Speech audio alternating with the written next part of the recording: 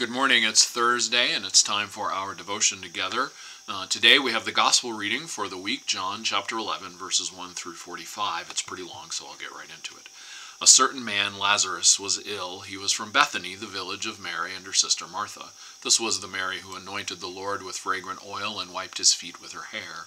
Her brother Lazarus was ill.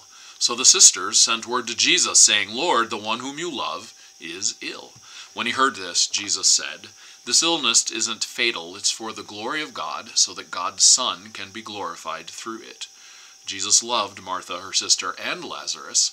When he heard that Lazarus was ill, he stayed where he was. After 2 days, he said to his disciples, "Let's return to Judea again."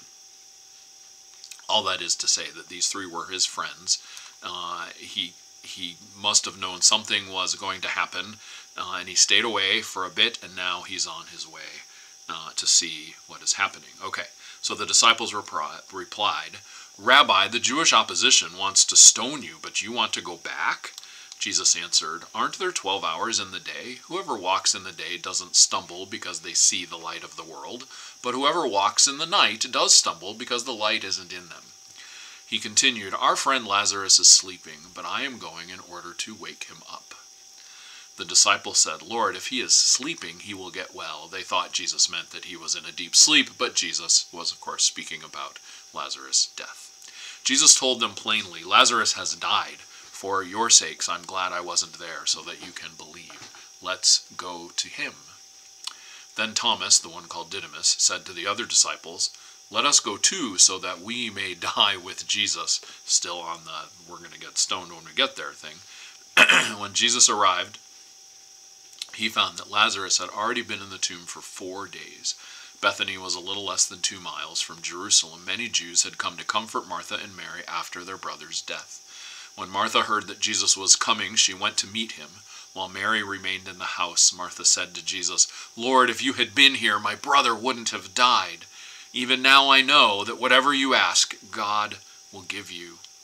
Jesus told her, "Your brother will rise again." Martha replied, "I know that he will rise in the resurrection on the last day."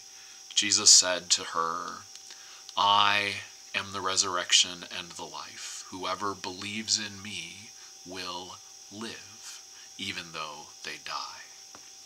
Everyone who lives and believes in me will never die. Do you believe this?" "Yes," she replied. "Yes, Lord, I believe that you are the Christ, God's Son, the one who is coming into the world." After she said this, she went and spoke privately to her sister Mary. "The teacher is here, and he's calling for you." When Mary heard this, she got up quickly and went to Jesus. He hadn't entered the village, but was still in the place where Martha had met him. When the Jews who were comforting Mary in the house saw her get up quickly and leave, they followed her. They assumed she was going to mourn at the tomb. When Mary arrived where Jesus was and saw him, she fell at his feet and said, "Lord, if you had been here, my brother wouldn't have died." When Jesus saw her crying, and the Jews who had come with her crying also, he was deeply disturbed and troubled. He asked, "Where have you laid him?" They replied, "Lord, come and see." And Jesus began to cry. The Jews said, "See how much he loved him." But some of them said, "He healed the eyes of the man born blind. Couldn't he have kept Lazarus from dying?" Jesus was deeply disturbed again when he came to the tomb. It was a cave, and a stone covered the entrance. Jesus said, "Remove the stone." Martha, the sister of the dead man, said, "Lord, the smell will be awful. He's been dead 4 days. Jesus replied, "Didn't I tell you that if you believe, you will see God's glory?" So they removed the stone. Jesus looked up and said, "Father, thank you for hearing me. I know you always hear me. I say this for the benefit of the crowd standing here, so that they will believe that you sent me." Having said this, Jesus shouted with a loud voice, "Lazarus, come out!" The dead man came out, his feet bound and his hands tied, and his face covered with a cloth. Jesus said to them, "Untie him and let him go." Therefore, many of the Jews who came with Mary and saw what Jesus did believed in him.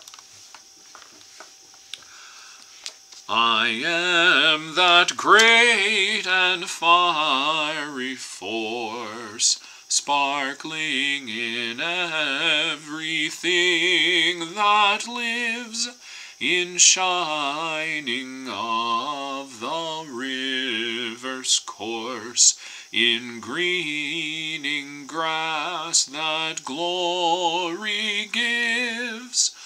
I shine and glitter on the seas, in burning sun, in moon and stars, in unseen wind, in verdant trees. I breathe within, both near and far. And where I breathe there is no death, and meadows glow with beauties rife. I am in all the Spirit's breath, the thundered word, for I am life. Amen.